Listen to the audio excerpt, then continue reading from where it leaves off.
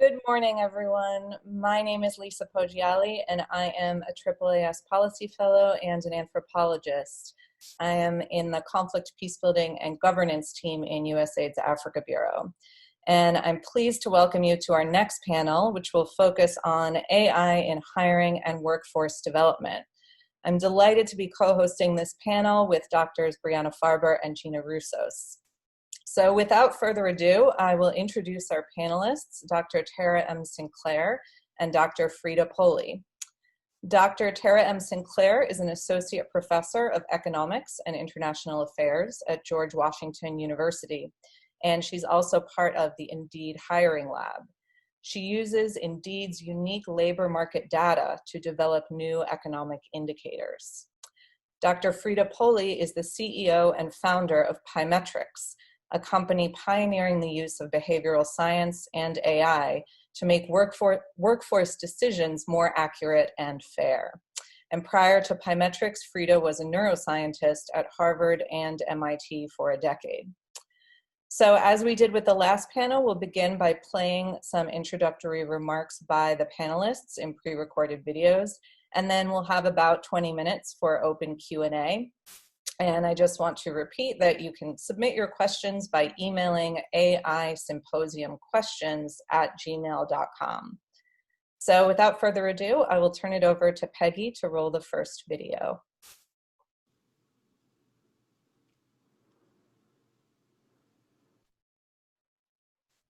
Hello, my name is Tara Sinclair. I'm an economics professor at George Washington University here in Washington, D.C. And I'm also a senior fellow of the job search site Indeed's Hiring Lab, which is the team of economic researchers who are using their data to look at the global economy and the ways that the labor market is changing. Much of my research focuses on the evolution of the labor market and the future of work. So I'm very pleased to be speaking with you today about artificial intelligence and the labor market. So before the panel, I'd like to just give you a quick overview of my thoughts on three big questions for artificial intelligence in the labor market. First, will AI take all the jobs? Second, what about income? Who gets paid when artificial intelligence does the work? And finally, we are in a pandemic, so we have to talk about whether COVID-19 may change the relationship between artificial intelligence and employment. So let's dive in. First of all, when we worry about artificial intelligence possibly taking all the jobs, we really have to ask if artificial intelligence is somehow different than other technologies in terms of its relationship with employment. The reason I say that is because if we look at the last 70 years or so, we've had a lot of different technological advances, and yet the employment rate remains high. And so, in fact, it has trended upwards over the last 70 years. A lot of that has been due to female labor force participation increases. And that means that there's jobs out there for people to come and have those jobs, and they haven't been replaced by technology. But maybe artificial intelligence is different in some way from previous technologies. People are concerned about replacing the brain of human workers as compared to the brawn. But I'm not sure it's really so different. And in fact, we can already see glimmers of new sorts of jobs being created from artificial intelligence. Of course, we see that specifically in the tech sector. In order to develop our artificial intelligence skills, we need people who can both create new forms of algorithms for artificial intelligence, but also who can find ways to bring that artificial intelligence into the workplace in ways that will actually make it productive. And so we can see that, of course, artificial intelligence is one of the fastest rising tech skills in demand in the labor market today. But that may be actually a small part of the ways that artificial intelligence affects the labor market. In fact, there's some interesting research that has come out that suggests that there are two effects of artificial intelligence. There is that displacement effect. There are places where we see a reduction in the demand for labor and wages, where artificial intelligence can come in and replace those roles and maybe do the job better than humans. But there's also a productivity effect. And this is more subtle, but perhaps more economically important, because the cost savings generated by automation can increase the demand for labor in other sectors for non-automated tasks. We aren't going to have artificial intelligence doing everything. Instead, it's going to be used in the places where it can bring the most good. And there will also then be increases of demand for other types of products and services that humans may do. But there's also a third, more subtle effect of artificial intelligence on the labor market. And that's the way it may affect individuals' jobs within the role. And so if we think about these within occupation changes, we may all be partnering more and more with artificial intelligence in the future to the way that we develop and deliver our work products in the future may be very different because we may be partnering with artificial intelligence to do those jobs. But we will still have the role, we'll just be much more effective at it with using new technologies. But that does still make us worried about income. We may continue to see employment, but we do have to wonder who gets paid when artificial intelligence does the work. And here there are some more reasons for concern. In particular, if we think about, again, that 70-year history or so, we have seen a falling labor share in income. In other words, the amount of income coming in, the way it's divided between labor and capital, it has been shifting more towards capital. And if we think about the same owners of capital potentially owning a lot of the infrastructure and potentially also the algorithms for artificial intelligence, that may concentrate income into a small group of people, which may therefore lead to additional income inequality. And that's going to be something policymakers are really going to keep their eye on. Finally, let's briefly talk about what COVID-19 might be doing to the role of artificial intelligence in the labor market. There's already been an astounding amount of research on the impact of COVID-19 on the labor market more generally. And specifically, the San Francisco Fed has asked, can pandemic-induced job uncertainty stimulate automation and other forms of technology, including artificial intelligence? And their research suggests that indeed jobs uncertainty does stimulate automation. And so therefore, we might see a bringing forward of some of the technology because of the pandemic. So in summary, artificial intelligence isn't just about displacing labor. It is also subtly creating new demand for labor.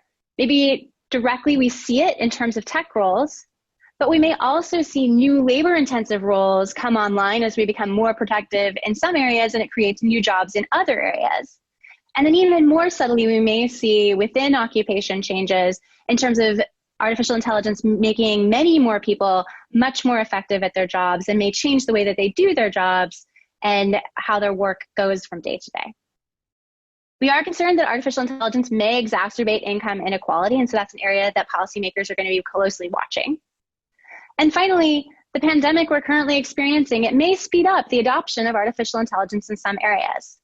And that may slow the economic recovery because we may first see that displacement effect and then only later see that new job creation.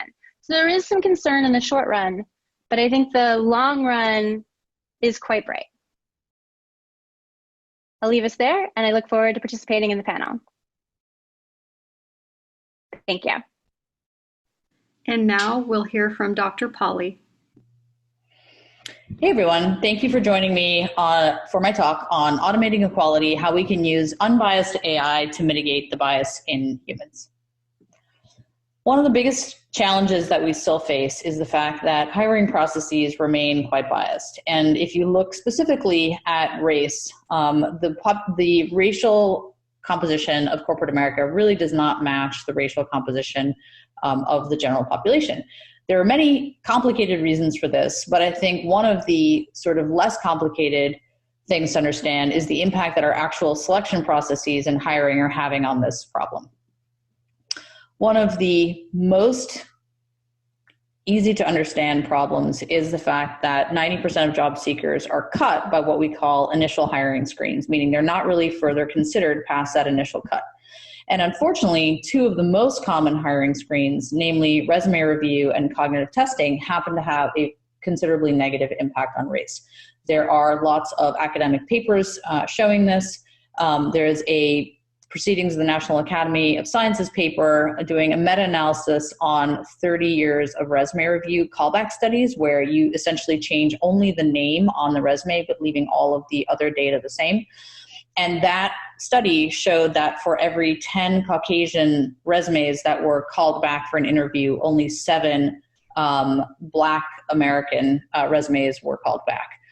Cognitive testing has even greater impact on race. And again, all of the studies show that for every 10 Caucasians passing, there are only 3 Black American candidates passing. So again, these 2 types of very common hiring screens are having considerable impact on race, and that is something that we can actually think about improving with algorithmic decision making. So can AI do better? And one of the challenges that is obvious is that algorithms learn from real world data. And if we have a lot of proxy variables in the data and homogeneity in the training sets, we will end up with biased artificial intelligence. And obviously there have been many examples of this. There's a great study by Vivian Ming in 2017 showing how just a few small proxy variable issues on a woman's resume versus a man's resume can basically have the exact same person with the exact same skills being labeled a poor candidate in one case and an ideal candidate in another case. And then the headlines have been pretty dramatic around how these proxy variables are creating algorithms that are discriminating against, women, people of color, and so on. So there's been a lot of news around how AI can be problematic, and absolutely, we 100% agree with this. AI can be highly, highly problematic if we are not designing it well.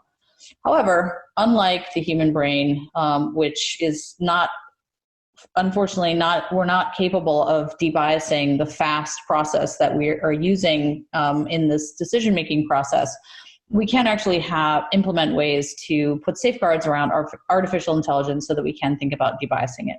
And so essentially there's sort of a 3-step process, but essentially we're looking for biased inputs. We're then mitigating those biased inputs, and it's an iterative process where we are essentially choosing the least biased and most predictive model. To put to rest the idea that there is no such thing as a definition of bias, there absolutely is. There is a legal definition of bias in hiring. It states that for any 10 people that are hired selected from one particular group, you can select no fewer than 8 of another group. It's called the Fourfist rule. It's been around for 50 years. There are unfortunately some loopholes to this definition, but the definition is quite clear. And so we should just know that that exists. And one of the things that I think makes it somewhat confusing, because there is a lot of debate around this, is that people are not aware that this definition exists. And then also one of the other challenges is that best practices around how you might want to implement machine learning techniques to comply with this legal standard are not actually legal. And we can get into the ramifications of that, but I think that's what causes some of the confusion and debate around this. So that's the definition that we use, and this is the 4-step process by which we believe, we can work towards creating unbiased algorithms. So the first thing is really that we want to use unbiased measures, and all of the measures that we selected at Pymetrics are essentially pre-tested to have no or minimal bias in terms of race and gender to begin with. So that's one clear first step. The second thing is to collect representative data on tens of thousands, hundreds of thousands of people so that you can pre-test any algorithm that you've created for impacts on gender and ethnicity. The third thing that you want to be sure to do, my slides are not progressing. Sorry, here we go. The third thing is what I mentioned before, is that we can essentially have training iterations where we are essentially optimizing for both accuracy and fairness. This is an iterative approach, and we're doing it on this representative sample. We're not testing it on real candidates that are going to go through this model. We're testing it on essentially other folks where we have gender and ethnic information. So it's a representative sample, but it's not the actual sample that we're going to be deploying the algorithms on. And then last but not least, we continually audit the algorithms. So not only do we pre-audit the algorithms, but we then have a continuous audit process once an algorithm goes live on actual real job seekers to know whether the audit process that we implemented at the beginning is then successfully being is successfully stable once the algorithms have gone live. And with that, I'll just leave you with kind of the results that we've found, which is, again, if we go back to the legal standard, this is the Fourfist rule. We know that cognitive tests only select 3 Black people for every 10 white people. Resume review, again, based on that study, it's about 7 for every 10. And with audited AI, you are basically getting to above the legal standard for sure, and to a place where it's close to parity. It's 9 Black candidates for every 10 white ones. So we feel, and this is across hundreds of thousands of folks that have been put through the system. So we do really feel that this provides strong proof that compared to 2 of the most common hiring methodologies, audited AI can do a much better job. And again, we can continue to improve on this process, but we feel very hopeful in looking at this data that we can actually provide an effective solution. Thank you very much for listening, and look forward to discussing this further. Great. Thank you both for those very thought-provoking talks. I just wanted to remind the audience that if you have questions... Hello. My name is Tara Sinclair. I'm an economics... We can hear from Tara twice, but let's instead get to some questions. So if you have questions for Dr. Sinclair, Dr. Polli, please email them to aisymposiumquestions@gmail.com. And I will kick off the Q&A with one question, which is, what kind of new or existing skills do you think AI requires from the labor market? And do people have those necessary skills to meet those requirements who are seeking jobs? Either one of you can take this. I'll jump in and grab that one. So that it is another case probably of polarization in the labor market, where in a lot of cases, in order to be able to interact effectively with AI algorithms, it's probably going to require more education in general and more familiarity and capability to work with digital tools. And so there are concerns that this might, again, polarize the labor market, where there might be some very easy to work with AI that can be used at the low wage end of the labor market. And then there will be people who are gaining at the high end, who are engaging with the artificial intelligence to advance scientific work, medical work, et cetera.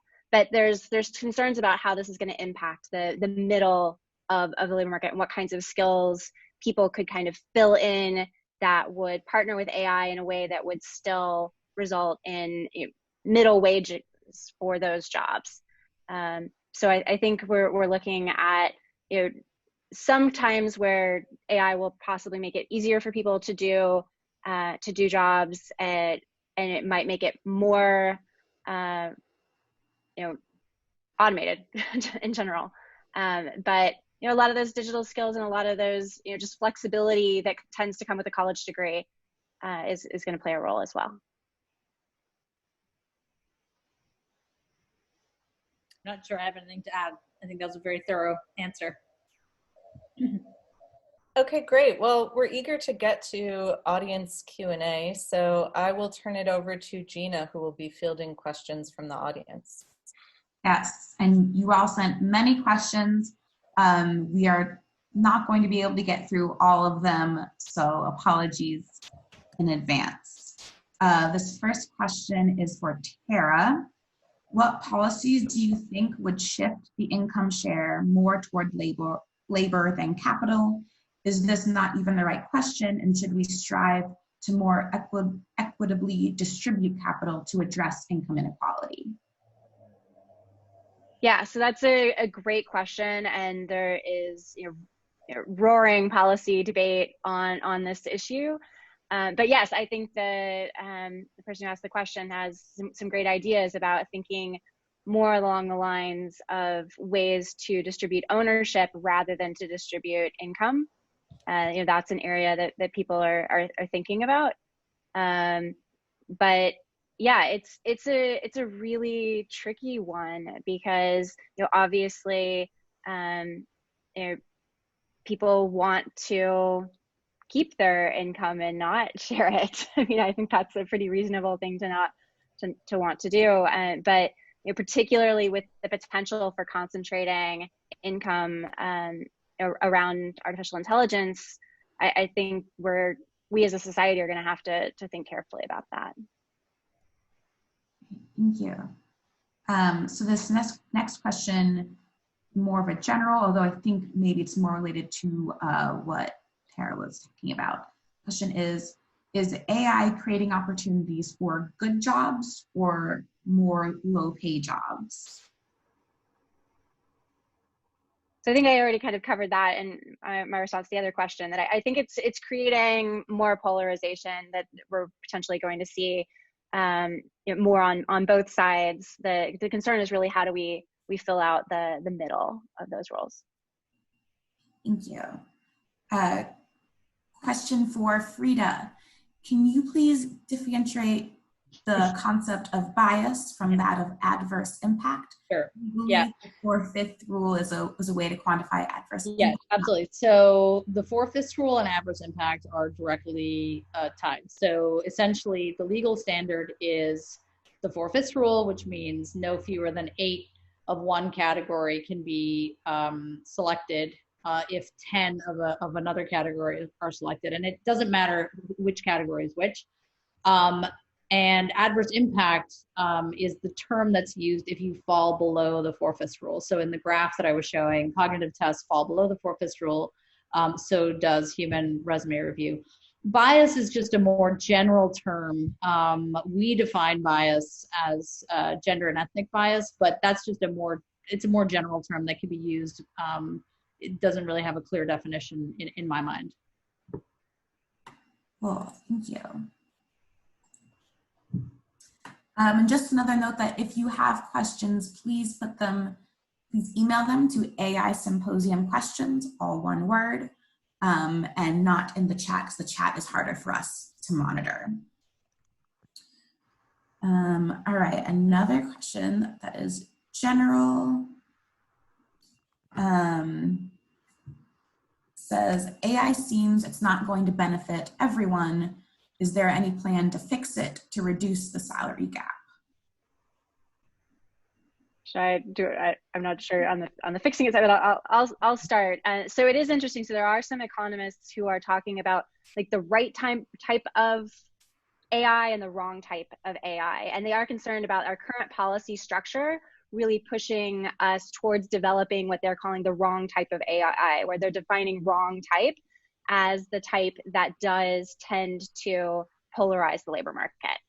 And that if there were incentives in place to develop AI that was more likely to be complements to a range of labor as compared to substitutes, and in particular, if there were tax policy that didn't reward more investment in physical capital relative to investment in people and labor, then we might see some different innovations on the AI front. I mean, AI researchers respond to incentives where they're going to go where both the exciting problems to solve are, but as well as where the money is. And so I think we do need to think carefully about that, and it's a big issue. Thank you. I mean, I'd like to just address that also from our perspective. I mean, I think what Tara said is all true. I also think that this problem is exacerbated by the fact that we have certain demographics, in particular Caucasians, who are more likely to fall in sort of the high-paying jobs, and then people of color tend to be in the lower-paying strata, right? With the development of AI like Pymetrics, and again, we're one example of it, but there are others that reduce the racial impact of hiring.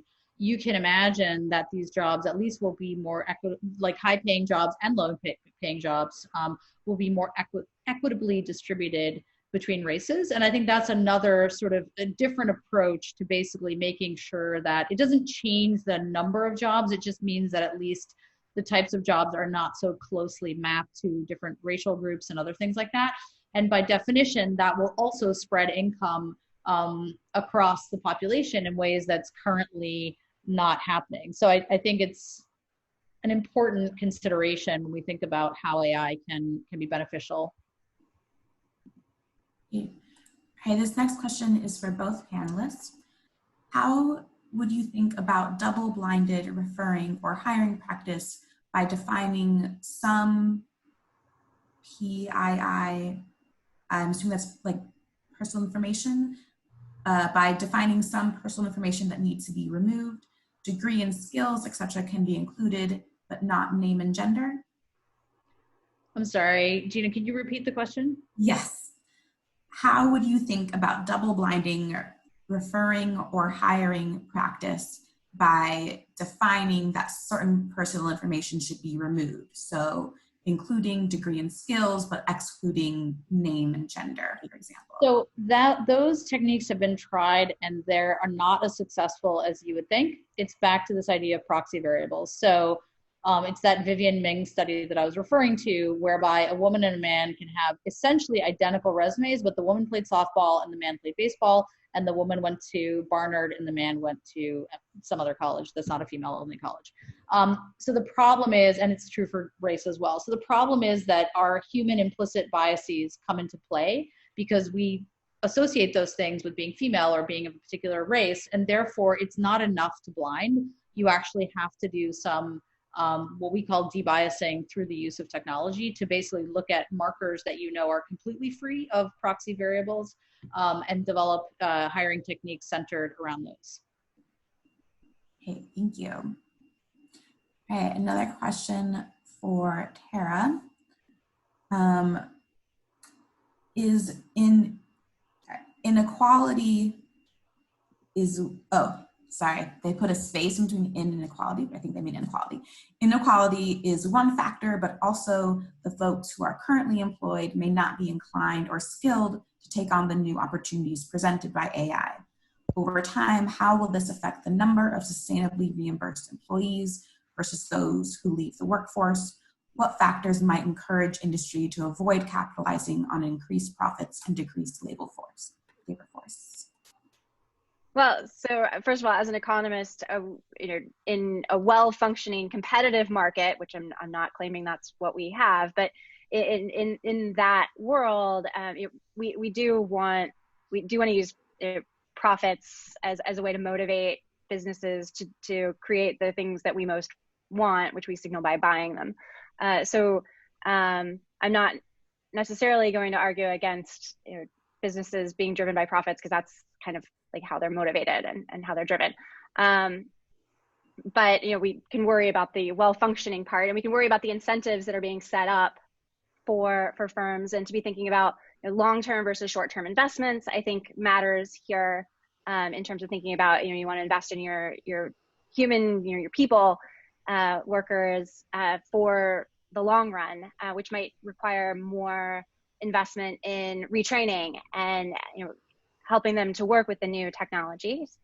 But it's also the case that I think where we're going to see a lot of the job creation is going to be disruptive. We're going to see that some firms are going to become really innovative and shrink down their workforce. I mean, we've seen this in manufacturing, we've seen this in farming, right? They shrink down their workforce substantially, but then people move to other jobs. And so the hope is that the types of jobs that the AI will be replacing will be kinds of jobs that we don't really want to do anyway, and will free us up to do more creative, innovative work that is rewarding. But I also wanted to shout out to, I think it's Kenyon Crawley who pointed out in the chat this quote about, AI won't replace clinicians, but clinicians who don't know how to use AI may be replaced by clinicians that do. I think that is a really important point, is that we do need to have a flexible workforce that can continue to adopt and work with new advances in technologies of all kinds, or we're not going to be able to reap those benefits both individually and as a society as a whole. Thank you. This is a question for both panelists. For those of us charged with re/upskilling strategies, what would be the best way to provide opportunities for those wanting to gain new skills to ensure that they aren't disrupted? Many of those we serve are unable to return to school to complete an additional degree. Are there shorter term solutions for those looking for support? I mean, I can take that. I think that, our perspective on this, and we're actually active in the reskilling space. And again, we use inherent aptitude. So in this day and age is actually really a great tool to look at somebody's sort of inherent aptitude or potential for a job rather than what they've done historically, because many jobs are either being transformed or entire industries are dramatically changing, shrinking. So you need to find a new role. So I do think there's actually potential for new measurement and new AI technologies to actually redistribute and recommend people for roles that they may never have thought of before. And there was an interesting question in the chat saying, you can debias the decision making, but doesn't it also depend on the proportion of Caucasians or whatever applying to a job? The answer is yes, but you can also change that proportion through recommending underrepresented groups to different jobs. So I think that my view of the landscape is that AI has a really important role. Unbiased, audited AI has a really important role in reskilling, and then measuring someone appropriately, and then recommending the right learning opportunities. I think there's such a heavy cost of choosing the wrong learning opportunity, the wrong path to reskilling, and so on. So making sure you get that right in the first place, and really understanding what someone could be capable of, not just what they've done historically. That's kind of my take on it. Great question, though. Terry, did you want to add anything? I completely agree. I think that's really important. We rely so much on historical pattern and background for information about what somebody's aptitudes are, but there's so many new ways to use technology to be able to infer that better, and I think that's really an exciting front. Okay, this next question is for Tara. My question is regarding if I built an AI to simulate my behavior, for example, complete a survey, would it be correct to get paid for a job made by an AI, even though it's trained with my information? Yeah, that's a really big issue, because that's in some sense, we're debating this issue, and got a whole other different talk about like who owns the data and who gets paid for different pieces of data and all of that. And on the one hand, there is this sense of until we aggregate a whole lot of data together, it doesn't have value individually. And so how do we split that up and share that? But at the same time, it doesn't seem appropriate that just the person who builds the AI, but not all the people who implicitly contributed to it via their data, gets all of the pay. And so this is another one of those issues about like, how do we share the ownership of these things? And unfortunately, I don't see an easy way to do that in standard markets without intervention, because of these externalities of needing to get a bunch of data together to make it valuable. Okay, this next question is for both panelists. Is AI now or in the future going to make it difficult for humans to better themselves both morally and personally? For example, to counteract the inherent ability to be biased? Maybe I need that question repeated, sorry. Yes. Is AI now or in the future going to make it difficult for humans to improve themselves? I see. Got it. I mean, I can take that question. So it's a really interesting question if you think that the need for technology to intervene to remove bias, what that says about human beings. Are we absolving human beings of the responsibility of, being better people, for example, right? And the way that I think about it is Daniel Kahneman wrote this book called Thinking Fast and Slow. And again, as a cognitive scientist, like, if there are any others on the call, there are different information processing systems in the brain. And the whole point of this book was that there's this sort of fast system that is very reliant on heuristics and shortcuts and all the rest of it. And then there's this slow, thoughtful process. Unfortunately, the fast process is very impervious to change and to being altered. And so I don't think that we should put that in the category of, sort of higher order morality and, personal development. It's just sort of like saying, it's almost reflexive. If you hit my knee with a little reflex thingy, it's going to bounce up. I think I would view it more along those lines as something that we unfortunately have not very much control over, and we do need, it's like we need safety belts, seat belts, sorry. And that doesn't absolve us of becoming better people. And we should absolutely, once our conscious brain kicks in, do everything in our power to consciously combat biases and all the rest of it. I just think that FAST system there's no data to suggest that it's really capable of being fixed. And again, that system is, what it does is it learns from society. So if you live in a society where certain groups of people are shown in different types of roles, for example, if women are always teachers and nurses, you're going to learn different things about women than if you lived in a society, and that's how that FAST process is going to develop these heuristics. And then if you live in a society where lots of women are entrepreneurs and hedge fund managers, right? And we don't live in that society yet, so we can't expect that FAST brain system to have learned those automatic associations.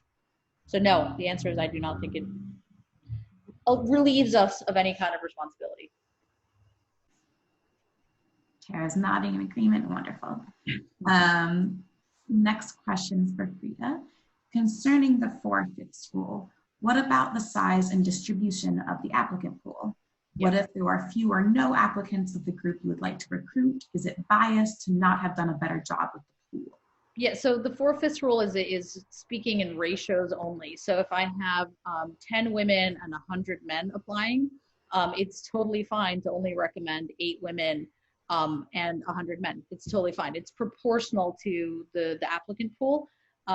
It doesn't say anything about the distribution of the applicant pool. Thank you. Just to let everyone know, we have 5 minutes left. And this next question is for Tara.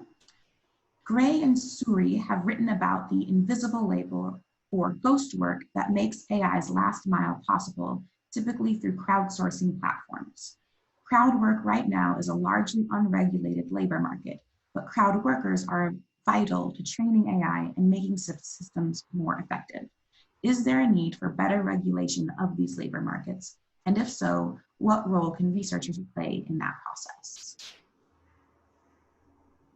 Yeah, this is another really tricky one because some crowd work is completely unpaid from the monetary side. People maybe think they're getting some gains from interacting with whatever platform the data is being collected on, but sometimes it's not really clear to the individuals what their data is being collected for, how it's being used in various ways. So there's a lot of data governance issues on that front for being much clearer about like whose data is being collected for what reasons and how it's being used.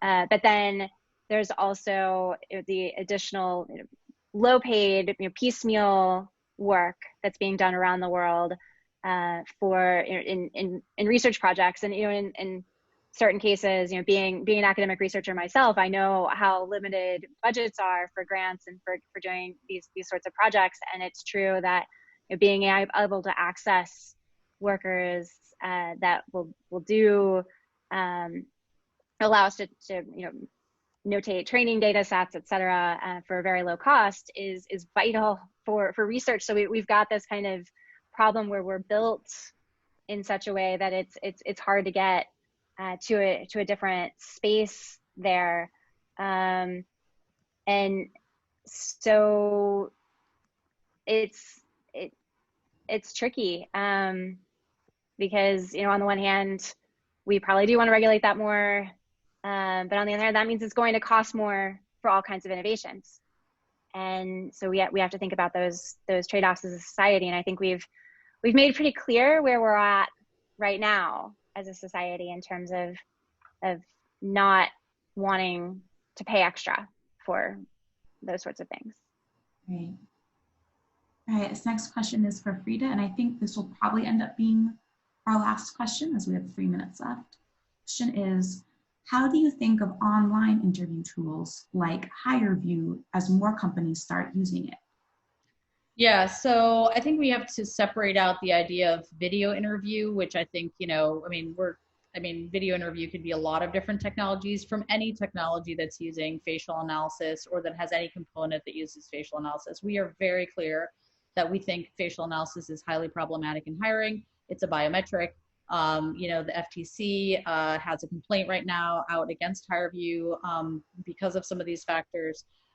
So it's problematic because it's a biometric and sort of falls into the medical test category for hiring. But the other thing that's very problematic, in particular in this day and age, is its impact on race.